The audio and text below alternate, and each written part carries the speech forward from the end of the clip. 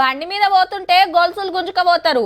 బస్సుల సీటు పక్కనే కూర్చొని తెలియకుండానే షైన్లు ఫోన్లు కొట్టేస్తారు. తాళాల వల్ల కొట్టి ఇండ్లూర్చుడు, దుక్నాలు బ్యాంకులకు జొన్నుడు, కొందరు గుళ్ళకు సూటి పెట్టుడు. ఇట్లా ఒక్కొక్కరిది ఒక్కో టాలెంటు.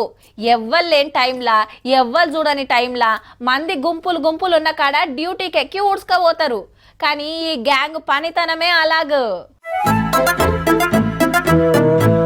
మహానగరంలా మాయగాళ్ళు ఈ నలుగురు మోతెవార్లు మాటల పెట్టి మత్పరిచ్చిరంటే మన పెయ్యి మీదున్న బంగారం మనమే తీసి వాళ్ళకిస్తాం. మాయ లేదు, మంత్రం లేదు, అంతా ఓ టాబ్లెట్ మైమనట. ఆల్ఫ్రాజోలం టాబ్లెట్స్ ని వాళ్ళు ఉంచుకొని వాళ్ళ దగ్గర వాటర్ బాటిల్లో వేసి కరిగించి తాగమని వీళ్ళు ఇచ్చిన బాటిల్ కల్లా వ్యక్తి గల్లిబుల్ ఉంటారు కాబట్టి తాగేస్తారు. అప్పుడు వాళ్ళు అన్కాన్షియస్ అయినప్పుడు వాళ్ళు గోల్డ్ తీసుకెళ్లారు. గా గోలి కలిపిన నీళ్లు తాగితే మత్తు కమ్మినట్టయి జరసేపు దిమాగ్ పనిచేయక అవతలోళ్ళు చెప్పినట్టు చేస్తామట. నిద్ర పట్టనోళ్లకు రాస్తుంటారట డాక్టర్లు. మనోళ్ళది గుజరాత్ ఢిల్లీ అయితే 10 ఏళ్ల కిందటనే పట్నం వచ్చి చిన్న పనులు చేసుకుంటా తెలుగు ఆర్పార్ నేర్చుకున్నారు. మందిలో కలిసిపోయి కమ్మగా తీయగా మాట్లాడి మాయ చేస్తారు.